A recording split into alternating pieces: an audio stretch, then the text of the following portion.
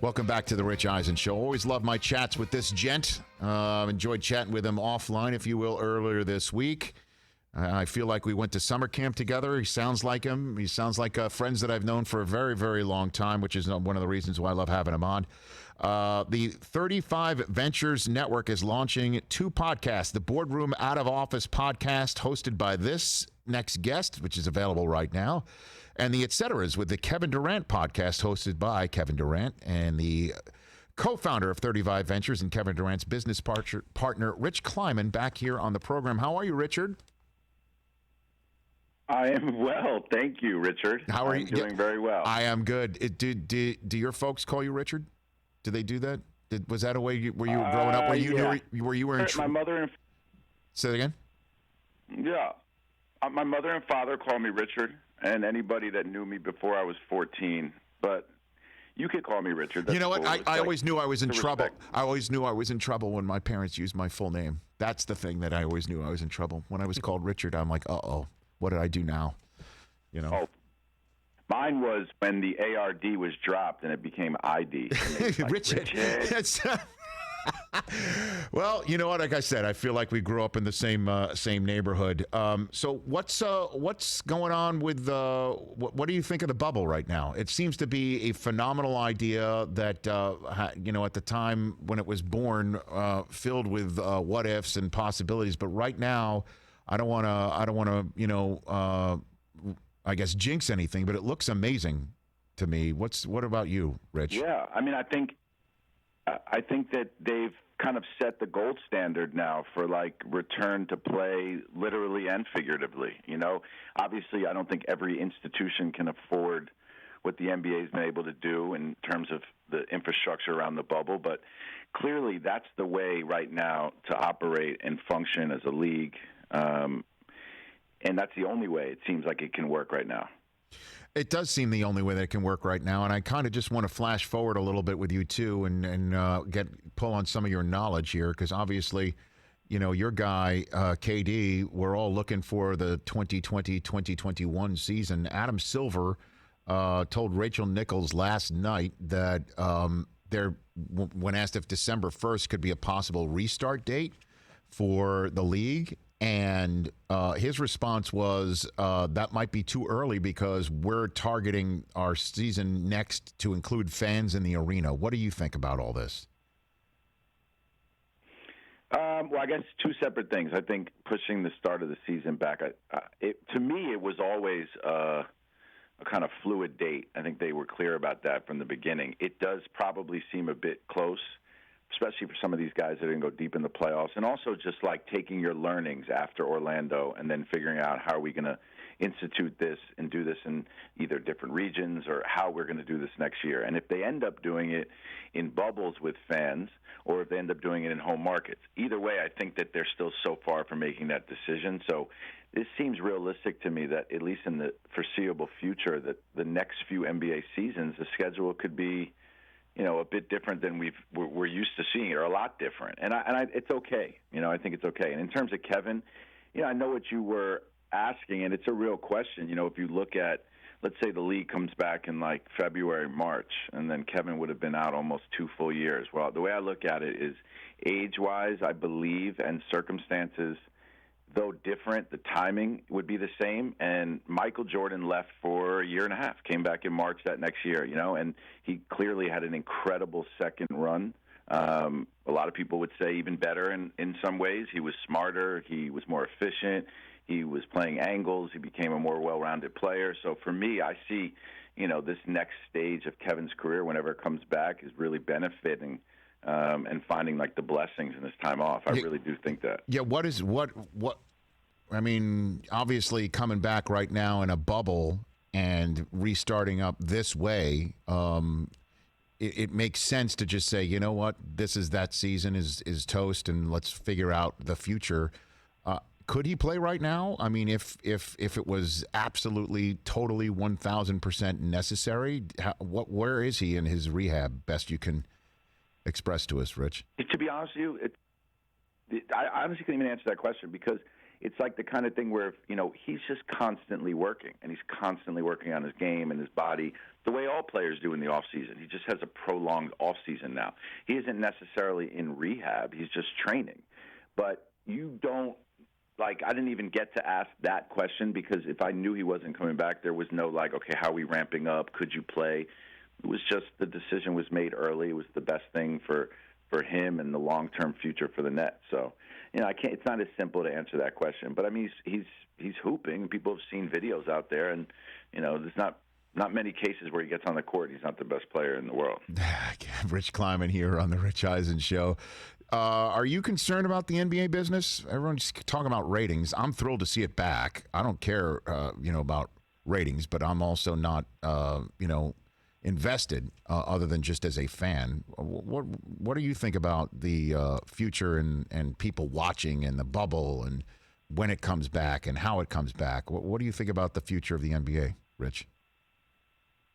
Oh my God, the future of the NBA is as bright as ever. The stars in the NBA are not NBA stars. These are our country's biggest stars. I mean, LeBron is as big a figure in the entire world. The superstars in the NBA are global recognized names. And our commissioner of the league is as good a leader as we have in any business in our country. So, I'm with you. I don't care about the ratings. It's the middle of August, and we all just are overcoming like a pandemic that we're still living in, and our country divided between right and wrong, and so much in flux that if ratings are down, like, so be it. But the brand of the NBA has never been more powerful. I think that, and I see it in companies that we look at. I see it in ancillary business around the NBA and sport. I see it in the amount of content and media companies that are being created. You just see it. It's like it's nonstop. So, no, I think the NBA is in great shape. I mean, I think the only sport is truly struggling now in terms of brand and operation, reputation, and just interest is clearly baseball. Even MLS, I think, captured newer fans during this short period of time. Ratings or no ratings. Yeah, so when you say you're hearing it and seeing it in business that you're talking to, obviously, with 35 Ventures, and you're growing the brand of of Durant's and yourself and what you're putting together, what do you mean by that? With the NBA, just people are just... Obviously, you've got a remarkable client and you've got a remarkable platform that you're building. So, do you think it's the league in general, or is it just what you're seeing for what you're building with KD here, Rich? Well, no. I mean, I think obviously, we've been building a business for a while. Yes. And when I'm fortunate enough to be able to work with somebody of Kevin's caliber, he's such a force behind everything we do. And those are rare exceptions, those top players. However, in general, the business of the NBA, in my opinion, and the amount of conversation around the NBA, I mean, it truly is pop culture. You see this new Players TV being launched. You see the amount of players that have media networks and Players Tribune. You see your new deal with Peacock. Congratulations to all of you guys. Thank you, sir. Sports is as commercial and mainstream as ever been before. So that's why I'm happy that like OGs like you who have been doing this when you had to struggle to do it are getting rewarded with the deal you got because you're still the best in the game. But the truth is the conversation about sports is on every platform, every medium. So I think ratings are probably just a bit more saturated across different platforms. But, like you said, I don't get into ratings. I like to feel like the effect of it. I mean, when the ratings affect me, then I get into it. But in general, I'm watching the bubble, so I'm enjoying it. Me too. And you're, just to, I guess, get in the business aspect of this thing too. I mean, the streaming world, I'm not just saying this because Peacock, and my show have hooked up. This is the way it's going. I mean, this is the way of the world. We're already seeing there's an NFL playoff game that's going to be on Peacock. We're seeing Premier League games are going to be put on Peacock, and that's just, I'm just talking about Peacock alone. I wouldn't be surprised if NBA games start getting streamed with considerable nature, and I'm sure you must be out there talking about putting TV shows together for KD, yourself, and the rest of your ventures on streamers left, right, up, and down right now. Yeah, well, I think the most powerful and richest companies in the world and in our country with the biggest balance sheets are companies that could, like the drop of a dime, become major players in these streaming deals. And I think this is an interesting time to add to so many layers of what's going on in sports and around the world, is that a lot of these media deals will be up in the next few years. The world and the way in which we consume sports, and the 10 games clearly has changed for the short term. So I think a lot of these players now will be in the game to getting rights and having carve-outs, and but at the same time, the broadcast networks, they want to stay around, and the companies that have lived off live TV and media rights, they still need to be players, and they still have big balance sheets too. But I think in terms of our content and our business, I think just the fact that we built this brand, The Boardroom, and the idea was to have a very kind of niche conversation about the world of sports business and the players that are involved, from the tech CEOs to the sneaker companies to the film studios and to the athletes and the managers.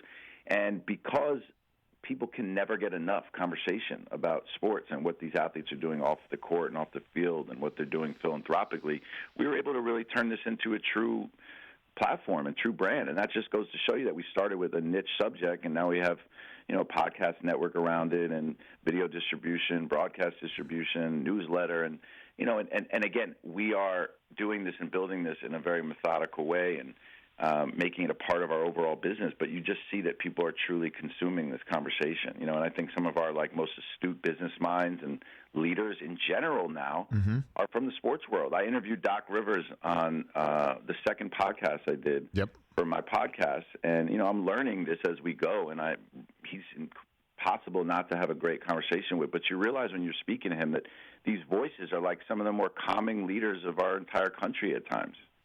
Well, I mean, for sure, Doc. It's crazy.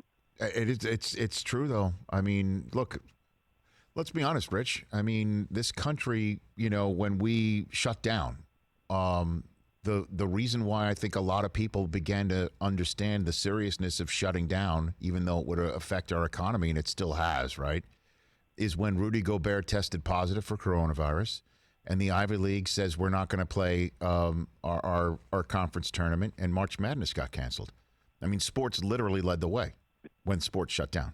That's the way it worked. I remember my wife, she was like, "This is insane, Rudy Gobert." I'm like, "Do you know who Rudy Gobert is?" She's like, no idea. But it's just for 24 hours, Rudy Gobert was symbol of the world shutting down. I know, and you know who scored the first bucket in the bubble, Rich, right?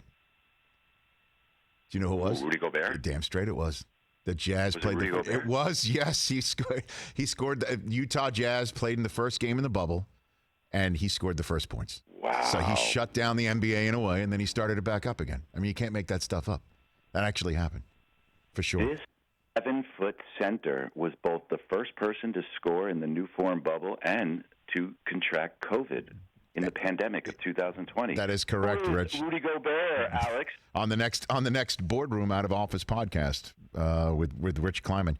And so you got a soccer. You're now involved with the Philadelphia Union pro soccer team now, huh? Yes. Kevin invested in the Philadelphia Union. Okay. Became a partner and is learning the sport. We're all learning the sport. Very exciting league to be a part of. Very exciting ownership group to partner with us. And we really align with them just overall on what we thought we could do to help them as a brand and how they could bring more awareness to the sport and to their team, what they could do in the community of Chester, Pennsylvania, which is a lot of similarities to where KD grew up. So, what we do from a charity component really fit and was able to start to become part of what our long-term goal is with Chester and with Philadelphia. And it's something that I think down the road, whether it's in soccer or in another league, we'd love to have a larger ownership stake of a team and be able to be involved in operations and be able to see a league that's running in a lot of ways mirror to how the NBA built themselves, and see a team in the Northeast where, I'm from New York, Kevin from D.C., it's really been a good fit, and our whole team is really aligned with them. And then, it's all very synergistic. We're able to use some of the stuff we do with them and across our boardroom platforms and,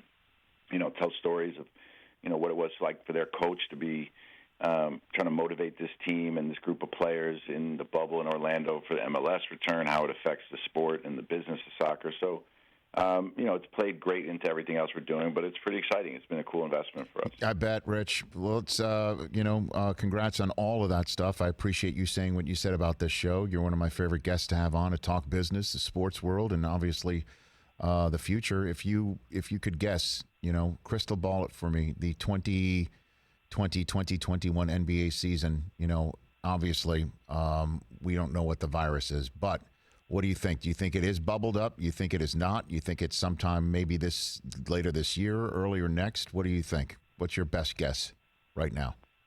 Wild prediction with no information. Correct. I could see a hybrid of regional games in these regional bubble setups, some select home games between the Knicks and Nets, games between Lakers, Clippers, things like that. I could see little play-in tournaments where games count. And I think the NBA is the one league that can adjust and create new formatting. And it, for someone like me, and I bet you're the same way, I just want 82 games in a playoff, and like we all do. I want the normalcy. But I do think for the next 2 years you'll see some semblance of that put together. Well, and I believe in the NBA. I'm the most anxious and excited, both selfishly and just because I'm interested in what's going on in the world to see what happens with the NFL, and I'm doing my fantasy draft in a week, and it feels like it may actually be a fantasy because I don't know if it's going to work. I got to be honest with you. I'm already I'm wondering in the same thing myself. But if it comes down, if the players make sure their vectors at home are taken care of, I think it works. I don't know how they can do that, obviously with, kids and parents, and then obviously single guys living a single life. If they can avoid all of those trappings, and if their kids are healthy and families stay healthy, players outside of their facilities, if they take care of those vectors, I think there's a season. I really do. I believe that. I agree with you. I think, first of all, some therapies are continuing to evolve.